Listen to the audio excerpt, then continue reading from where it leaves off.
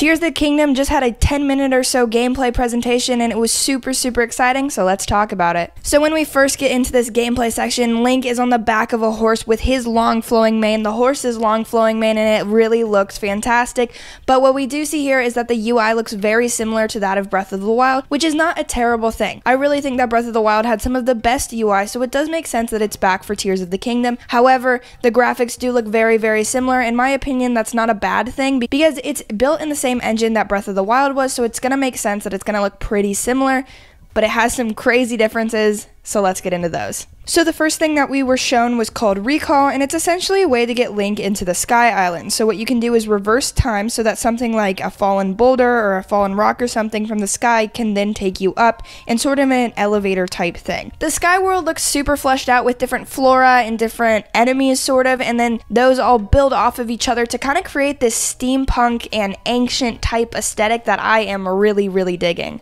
Up here is where we find out about that fuse ability, and what this does is allow you to combine two different items and stuff to make a specific type of weapon. So for example, you're hitting an enemy with a branch. Is that very effective? No. What if you fuse that branch with a boulder? Now you got a super strong weapon, things of that sort. So I think it's really interesting, and this has a multitude of possibilities throughout the huge world that is that world of Tears of the Kingdom. So I'm super excited to see what this has in store and to play around with this when it comes out. I think fuse is absolutely one of the coolest things that they talked about within this game. The ability to just turn an arrow into a homing arrow with the use of an eye and stuff like that. It also gives those items that you're constantly picking up, especially that we did in Breath of the Wild, more of a purpose, because yeah, before we could make, you know, dishes and we could sort of make elixirs out of that kind of stuff, but it was not the same because here we can actually use those to buff our combat, things like that, and I think it's gonna mix up the combat a lot and make it obviously super creative. Basically, the developers heard the cry for a crafting system in Breath of the Wild, and they reinvented it and gave it to us in a very Nintendo way, but I think it's really awesome. And something that goes along with that is another ability called Ultra Hand. Ultra Hand allows you to essentially like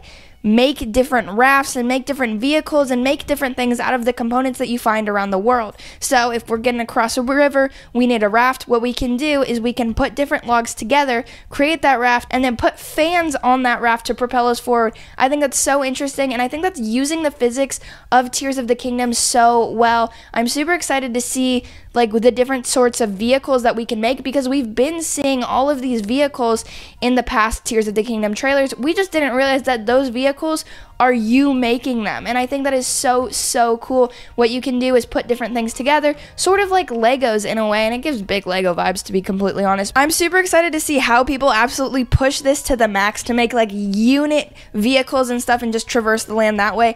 It's such a cool addition that I really would have never thought about, but I really like how creative and different and exciting this is, because this is giving us the keys to do whatever we want in this world. It's just like a real world because we can interact with everything. Everything interacts with each other, and the way that they're shaping this world into a living, breathing thing with all these different mechanics and all these different abilities and things that Link can do is really great, and I'm so excited to play this game come May. It's going to be such a good time, and I hope you guys are looking forward to it. Before you go, check out this video where I reacted to this 10-minute presentation. Super good, super love this video, super love that reaction.